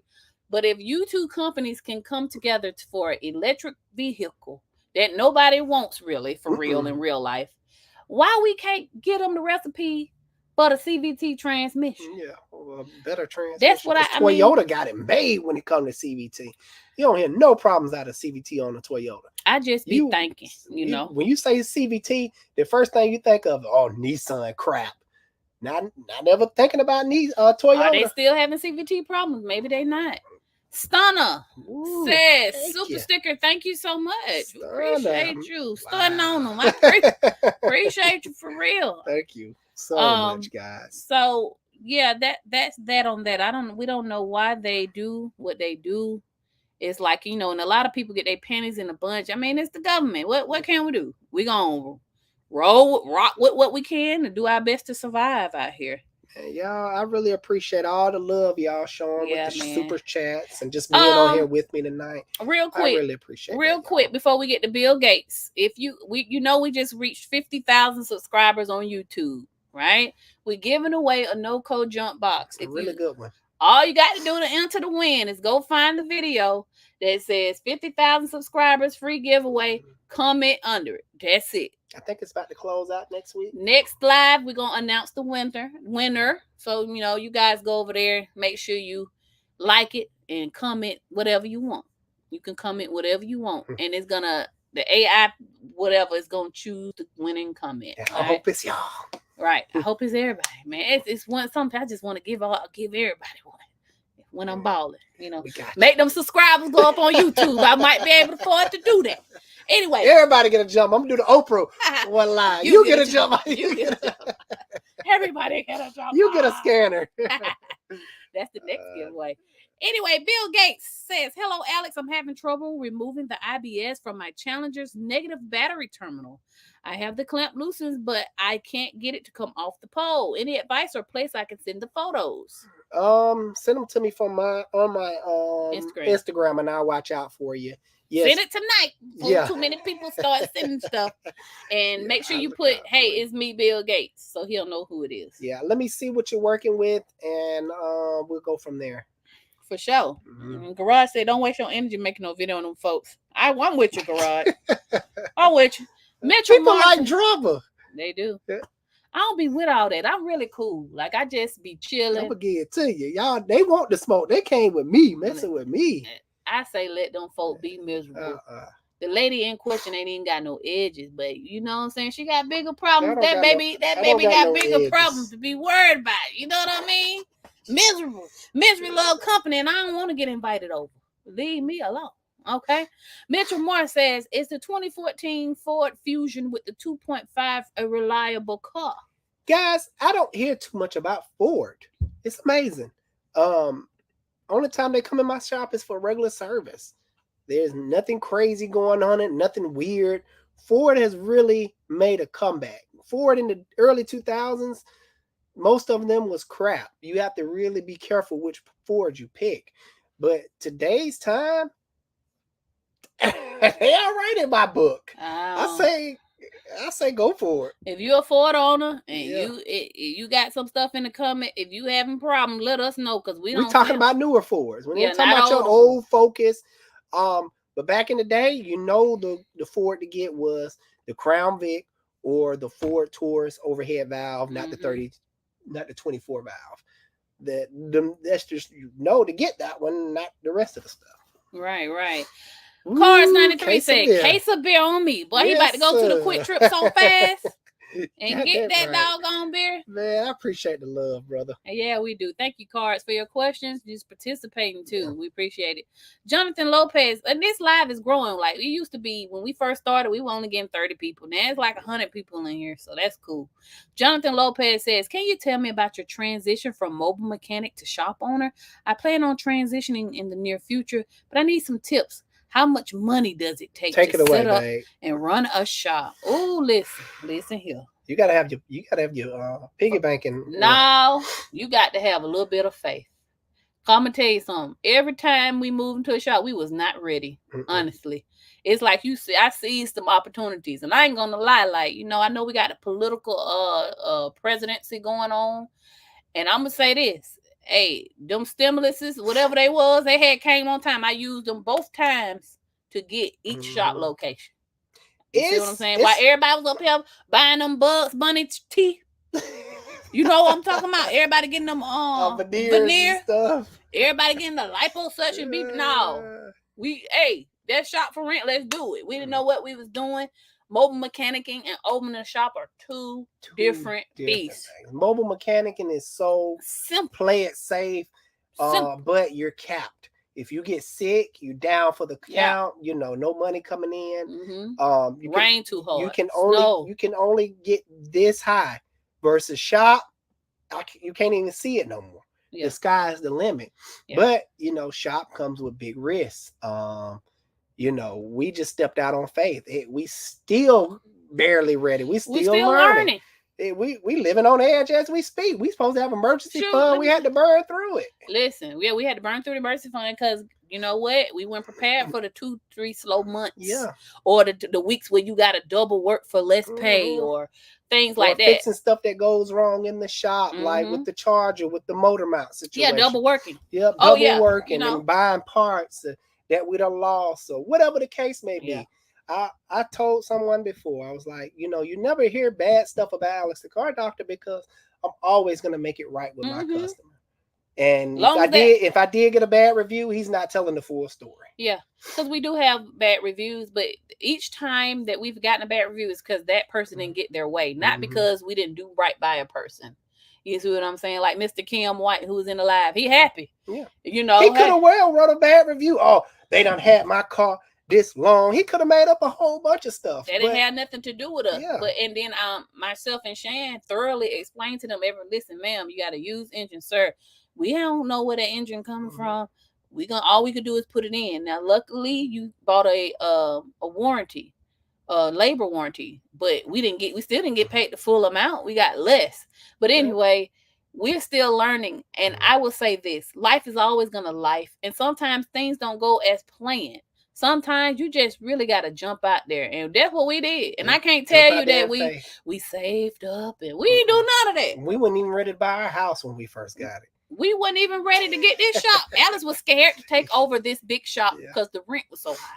But I was like, man, we better go big and go home, sink or swim. And we swimming. Don't listen to other people. Yeah. If you listen to them, you'll never jump in the water. Just jump in. Yeah. Now, how much money it takes? Well, that depends on the location. If you're in the outskirts, it's pretty cheap. Yeah. The equipment you want. You can go on, it depends. Get yourself a lift or two. We'll probably do a video on it. Let's do a video on that, sweetie. What, how to start a shop? Yeah. I guess if you feel like we finally know how. Yeah, we know. But like I said, Alex is a great wrench turner, but learning how to run a shop is a different thing. You got different metrics that you got to keep up with. Or is your car count high enough to make rent? What is your labor rate? Your labor rate should never be what your competitors are. Worry about yourself. What your rent is, because they might. You see what I'm saying? So I tell people all the time, I'm not, excuse me, I got this. Dang, Alex. I'm not worried about what Annie them shop doing down the street, but I can tell you what my numbers are and what that labor rate needs to be and what the car count needs to be. So it's a lot that goes into it. Some days we wish we were still mobile mechanics because you ain't got no overhead to worry about. Checks to write, this and that. Y'all see who passionate about what, right? I like numbers. I like numbers. She like business. Numbers. I just want to turn wrenches and talk about cars. That's why we work so well, because I could care less about the 3.6 Pentastar, honestly. But marketing, knowing the numbers, what everybody need to be doing and different metrics, that's my thing. So like I said, that's relative, Jonathan. If you want a small shop, find out how much the going rate for, save up you 2 months worth, the equipment you want to start off, and remember that you're just starting. So it's okay to, when we started, we had one lift, one time machine, one balancer. Now we got 5 lifts, we got the AC machines, and we're working on an alignment machine. Then my next step is to build a shop. Okay? That's taking a lot. So some of this stuff, man, you just gotta just go out on faith. Just get in the motion of already doing it. Go start looking at shops. Get out there and start talking to people. Call me at Alex the Car Doctor. We can talk about it. But get in the motion of it. See, hey, okay, these shops are going for this much. And that's how you're gonna better know, because your area may be different from mine. We're in Atlanta. Everything's expensive. So start getting into the motion of doing it and see if that's what you really want. And you'll find yourself at the right place at the right time with the right thing. You might not even have the money, but it work out. So that's what happened with us, okay? Good luck. And call me. I help you. I love business. Baby with a whole rant. I love business, man. I love when people want to just get out there and just make their own money. I love it. I love that. Hey, I would say forget working for the man, but we have employees. 5 hours later. That we need. So... Come on, let's get to these super chats. I'm sorry. Look, listen, I'm passionate about it, man. I'm gonna be a business consultant. Anyway, Souls 2400 says, can a wrong or bad caliper cause a metallic chirp noise when hitting a small bump? What part of the brake wear would cause this? Jeep Patriot 2012. All right, so a metallic chirp noise, that doesn't come to mind when you hit a bump. When you hit a bump, that's more suspension related. This whole suspension is going to move. Braking is normally, if something is on wrong, it's going to scrape, or it's a splash shield hitting the rotor.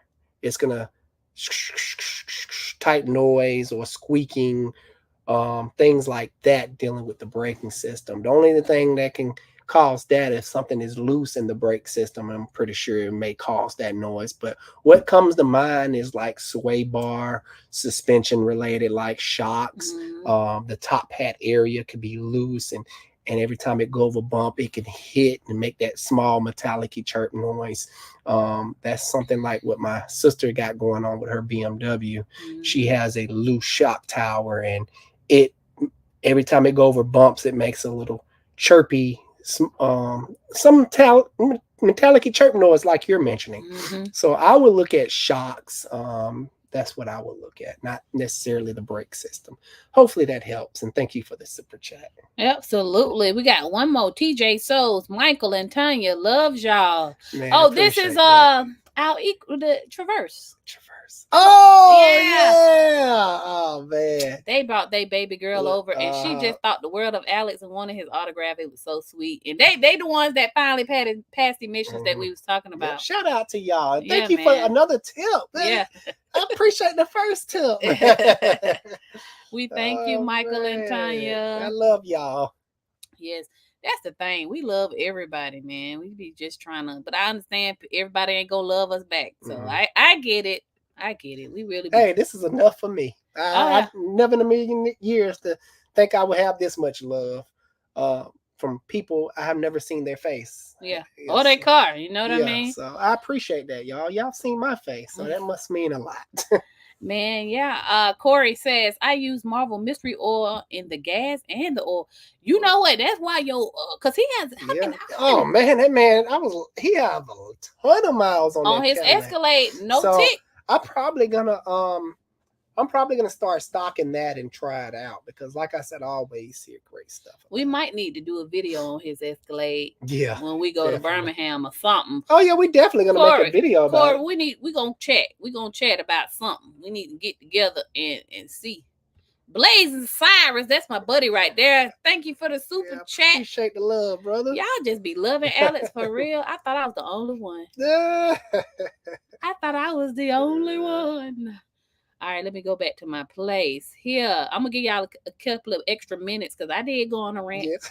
I'm sorry. I did. She loves business. She know everything there is to know just about like business, man. She reads so much. She's like me. When it comes to cars, I can tell you anything, just about anything. I'm never going to claim to be the smartest person or I know this, I know that, and silver spoon this. No, I'm not. But I do know a lot, and I'm very passionate about it. She's like me when it comes to business type stuff. I love when we were young, she used to have all these business books and I did. You remember that day? You sit there and read and focus and transport and export and all. Like, man, she got a lot of knowledge. I took an import-export class. That's next on the list. When y'all see them Alex to cut out the shipping crates going over to Africa because I'm shipping parts. Just know. Okay? Shout out to Guido Gabrielli. He was my consultant for import and export at that time in my life, but I didn't have no money to do nothing, but I wanted to learn, so I did. I ain't been to college before. I just know stuff. So many business ideas that I can't even do because I'm busy serving Alex the car doctor, but I don't know, man. It's out there. The money's out there. He says, I sent you a message on Insta, just waiting for you to accept it. Okay, I'm going to do it right now while we on here. No, then I may get lost. Okay, I need to see it fresh. All right, Bill, we're going to make sure he do that for you. Ryan, 2789. Oh, Ryan, this Ryan. Good evening, Mr. Carlisle. Do you recommend getting alignment with new tires? Thanks. Yes. Anytime you get any type of suspension work done, or if you get brand new tires, it's always highly recommended to get an alignment. Even though no one has touched your suspension, years on the road of driving all these bumps and potholes and just everyday wear and tear on the suspension can throw the car slightly out of alignment, and it's always a good idea to get an alignment done. Heck, sometimes from the factory the alignment don't be right. It'd be defective. I've came across a lot of situations like that at Subaru, where I'm doing alignments on brand new cars because it's wrong from the factory and it's chewing up tires prematurely. So yes, please get an alignment after you get your tires. It's a big investment, and you want to protect that investment by making sure you're tracking down straight going down the road. Yeah, speaking of alignment, we are trying to purchase an alignment machine right now. And yeah, I'm losing a lot. They're not cheap. The machines, we got some quotes. Shout out to James from John Bean. If you're watching, he's been really, really great with us. So we just haven't been able to pull the trigger yet. But alignment videos coming. Yes. When we do get the machine, though, for real now. Always about teaching you guys, for sure. My Modeling World says, hi, Alex. Question. I have a 96 Ram 1500. I changed the fuel pump because my gauge does not work right. What else could I check to see if I can get the fuel to read properly? Thanks. All right. Did it come as a unit with the leveler? I'm assuming it did. Mm. It's an older truck, 96. You could have a bad instrument cluster. That's what comes to mind, especially with that older vehicle. You may want to go down to your local junkyard. You should find some of those trucks down there and just change out the instrument clusters. It should be pretty cheap if you don't have the money to really, or the a way to get it properly diagnosed. Of course, properly diagnosing would be the best thing, but if you just want to shoot another part at it, try the instrument cluster. Awesome. And I'm assuming you replaced the fuel pump assembly that came with the center unit on it already. Right. Dan's learning curve says, Corey, it depends on the maintenance. He's responding to Corey's question about, do high mileage hurt cars? Yes, it definitely depends. Absolutely. Dan's man now. He work on cars now. I told y'all he working on that. He probably been doing it longer than Alice was alive. I wouldn't doubt it. Ash, Mike, Marie, Michaela, and Micah. 2019 Ram 1500 Hemi, 110,000 miles. PO 420 code, come on. 600 plus miles every time I reset. Replace one O2 sensor, but no fix. Dealer says cats are $7,000. Yes, $7K. Yes. I don't know about that much for man. Please, don't. If the Chevy Cruze, it ain't no Pentastar. That's a Hemi. Them cats ain't cheap. He could probably do the aftermarket. Yes, $7K. He was shocked too, but says they've never replaced one this year. Should I get the other 3 O2 sensor replaced also? Come on to Virginia to fix it. Ooh, wee. All right, here's my thing on that. Normally, these new age computers are so well. They're able to tell you if the oxygen sensor is malfunctioning. You're not going to, in my field of work, normally it's not your oxygen sensors that's causing a PO 420. That's not common what I see. Now with those low miles, you're at the mileage of where you need to do a tune-up. Have you done your spark plugs? Maintenance. I know it's a lot of spark plugs, 16, and a lot of people veer away from that after they see the price tag on them because it's like doing 2 V8 tune-ups at one time, 16 spark plugs. So if you haven't had your spark plugs done, get that done. Do a fuel induction service, and that should get rid of that cat code for you.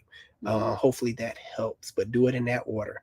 Spark plugs, fuel induction service, you should be golden. And it's only bank 1 PO 420. So you wouldn't have to get both cats done. You can get one done. And the good thing about Dodge, I've seen, I don't think they're sensitive when it comes to OE cats. You like can do, GM is. GM is very sensitive with cats you put on them. Dodge, not so much. I've used plenty of aftermarket cats like Flowmaster and Dorman and things like that, and haven't had many issues. Haven't had no comebacks really. It's been pretty good. Only Chevy. Yep, only Chevy. You got to be careful which cat you put on them things. Yeah. So hopefully that helps. Also, you can affirm or deny what I'm about to say, but inspect the exhaust and make sure you don't have no hairline cracks. Yes, hairline cracks. See, I be knowing stuff. Y'all like that, don't you? Thank you, sweetie. You're welcome. Especially before that downstream oxygen sensor. If you have any type of exhaust leak, it will throw PO 420 codes as well. So check that out. Hopefully that helps. Absolutely. And we're gonna come to Virginia someday. Yes, for sure. For real. We have a camper. Obviously we're sitting in it, but we're trying to put this baby on the road this year. Yeah, we're trying to get our money's worth. We already getting our money's worth. We're able to shoot these great quiet videos for you guys out here versus being in the house with toddlers and rambunctious boys. Cat might jump across. Yes. Trey Forays, what's good? Said, what causes purge valve solenoid to go bad? Two things. It could just go bad out of nowhere, or a bad charcoal canister. You'll get charcoal pellets sent up into the purge valve, stopping it up. So it's always a good idea to take off the purge valve before you replace it and look, inspect it. If you see little charcoal balls or little pellets, your charcoal canister is ruptured some type of way and sending charcoal through the system, and it don't supposed to be doing that. So check that out. All right, Davin Whitlow says, "Hey Alex, what is engine load? I see a lot around operating heavy equipment." I see it a lot He around see it a lot operating. around heavy. What is engine load? Okay, so I'm not really sure when it comes to heavy equipment, but I can tell you automotive related engine load is when I'm doing certain tests. I would put the engine under load to simulate a driving situation, like it's called power braking. And the car's computer can actually calculate engine load. It's the load on the engine. It's like you let's take a horse for example, and take a carriage. Okay, you take a real big carriage. Normally, the real big carriages you have multiple horses, but if you put one horse on that big large engine carriage, the horse is going to be moving very slow. It's loaded down to almost its max, so it's going to be barely pulling that carriage. But if you add another horse, it'll take the load off that other horse. It's kind of spread the load. So that's sort of like if you have a little 2-cylinder engine on a car, it's going to be very slow. But if you add another cylinder, it's going to be a little bit more faster, and so on and so forth. So engine load is basically loading down the engine To see how it performs. yeah, to see how it performs, or if you're doing a certain type of test. I can't get really technical with it because I haven't really researched it like that. I just know of it as that analogy I just gave you with the horses, engine load. Okay. So it'd be something like that, load. Mm-hmm. So I guess with the heavy equipment, the equipment saying, hey, this certain piece of equipment cannot handle this particular load right here. It weighs too much. It's going to bog it down. It's not going to pull. It becomes unsafe. So in heavy equipment world, I'm assuming that's what that means. Hope you let help. Thank you for the super chat. I appreciate that, it. buddy. Well, y'all showing out tonight, but man, it's I'm like loving it. like 17 super chats in here. I don't know about that, Betty.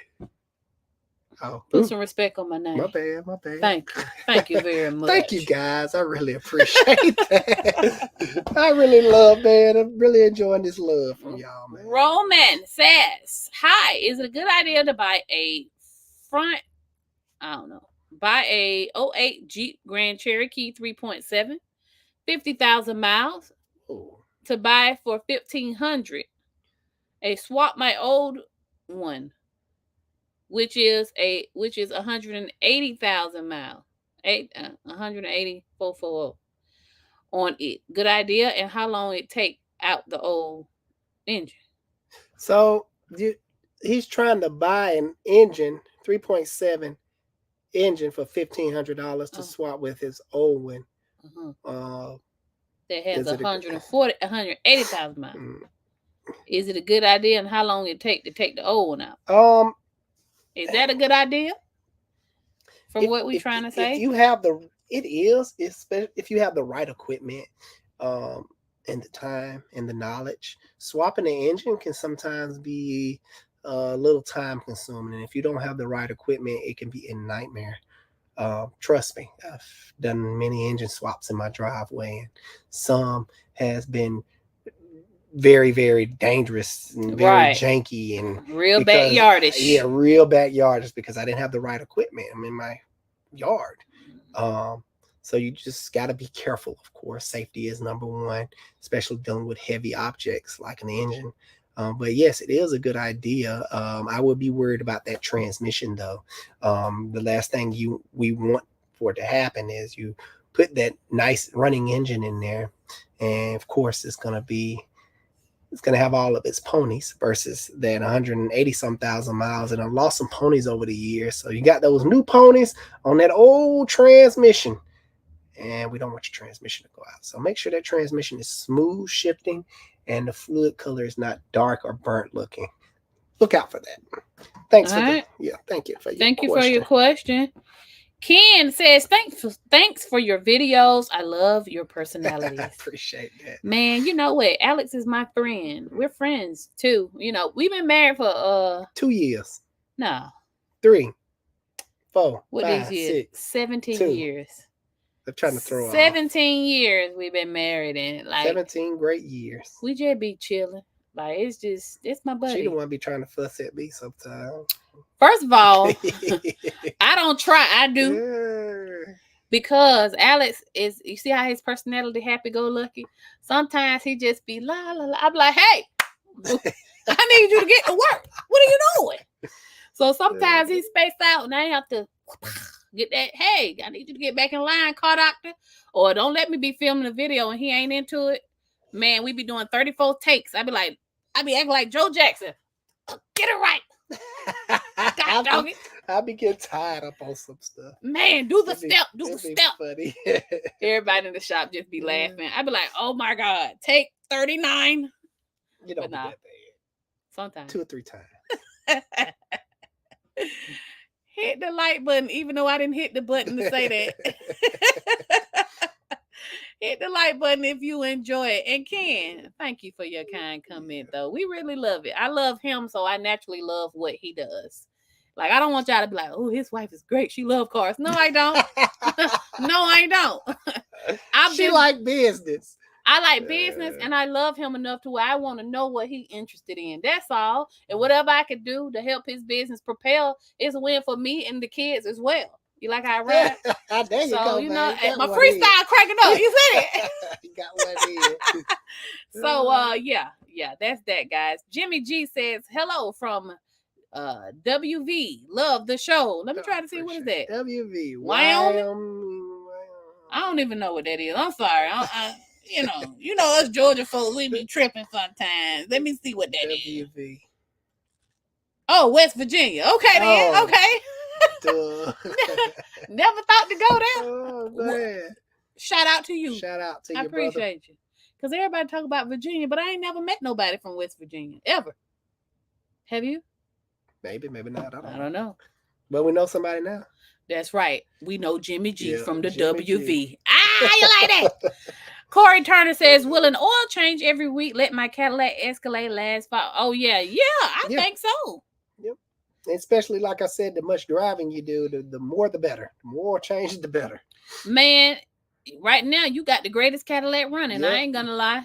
To have that many miles and never did a lifter job is amazing. So whatever you're doing, continue to do it. Mm-hmm. And then if a weekly oil change is what's doing it, fine. Especially if you're doing it yourself, saving money. Jesse Hines says, are my low beams and high beams together on my Dodge Durango 2014? Let me look it up because I'm not a parts expert.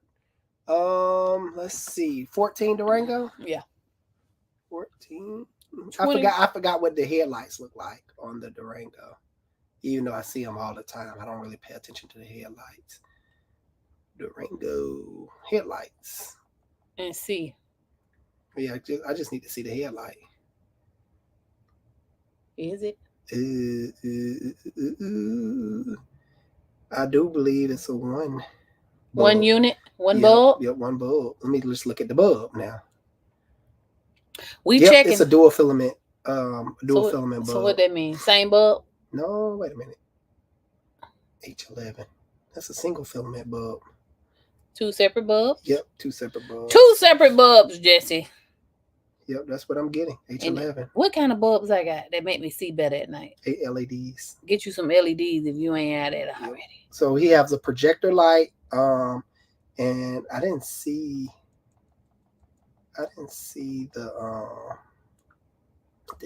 14 Durango. Yeah, it's still coming up with the same thing. So unless Amazon is wrong, but 2 different bulbs. Yep, you got a high beam and you have a. And for you people out here driving by candlelight, meaning your light bulbs is real dim. Like myself, I can't see at night. Get you some LED bulbs. It's really cheap, guys. A great upgrade so we can see. Atia Sean Baker says, I have no turn signals. Hazard lights not working. Check fuses. They appear fine. Any suggestions? It's saying high and low beam bulb included. Maybe each bulb is included. No, I think it's a 1 unit. I just had to figure that out. All right, Jesse, it's a 1 unit bulb, sweetie. Yes, because I'm looking at it now. Amazon was doing the wrong stuff. Yeah. So, okay, back to the other question. 1 unit bulb, I just had to figure that out. If you they're have together. projector light. Okay. Tia Sean Baker, I have no turn signals. Hazard lights not working. Check the fuses. They appear fine. Any suggestions? I didn't know what type of vehicle you have. Um, but sometimes it's related depending on what type of vehicle you have. Like if it's a Chevy, it's the hazard light switch. It's like a big thing, and everything goes through that. Um, if it's a situation like mine, where my turn signals when working on my Ford, but it's an older Ford truck, it was actually my turn signal thing. I need to know what vehicle you have so I can better help you, because every vehicle is wired differently, and I would need to know what how it's wired up to, because I've looked at many wire diagrams and sometimes I remember this stuff, but sometimes I don't. All right. Last question of the night, because it's been an hour and 45 minutes, it's guys. been that long. We've been having fun tonight with y'all. Yeah. Bill Gates says, hello again, Alex. Please consider doing a video on how the business side of things. Right. So yeah, that video will be featuring you, bag. So I was gonna I could make those videos on your channel, or I was gonna do my own or whatever. I don't know, whatever y'all want. Says, like how you are choosing the dynos for the new shop, how you choose your tire balancer. There's so many choices. Thanks. Well, I went the dynos. What? Or maybe the alignment machine. Oh, yeah. With the tire balancers and tire changers, I just went the old style, El Cheapos. You don't have to have nothing fancy. But if you have the money, the fancy ones are, oh my gosh, they're so nice. I worked at Subaru, and we had top of the line tire balancers and tire changers. Man, that stuff made me bougie. Like, you just roll the tire up there and it flips itself on there, and you don't even have to touch it. You just hit, keep your feet pressed on the pedal, and it does its own thing. The tire balancers, it lifts the tire up for you. Oh my gosh, man! Talking about $20,000-$30,000 pieces of equipment each, though. You definitely don't got to spend that much for sure. My tire balance is what, $1,500 or something like that. Cheap, and we've had it for almost it's been wonderful. 6 years. Yeah. It's fine. So, Best Buy affordable equipment. No, best. I think it's best of automotive equipment, something like that. That's what we got it from. So, and the lifts too. So, anyway, guys, listen, got to get to work in the morning. So I enjoyed y'all. I really enjoyed you guys. For all the people that drop super chats, we thank you. For all the people that just interact, we appreciate it, because we would be on this live doing nothing if y'all didn't ask any questions. Stay tuned for the videos next week. Make sure you participate in the giveaway. It's a no-code jump box worth $250. Who wouldn't want a free one? All right, we mailing it to you. If you win. We'll be announcing that on the next live on March 31st. So y'all have a blessed week, safe week. Sorry for the folks we couldn't get to. Yeah, we are. It's so many of y'all in here. But we love you. Yeah, we do. We really all right. Do. Y'all have a good night. Alex Car Doctor out. See you guys on the next one. See ya.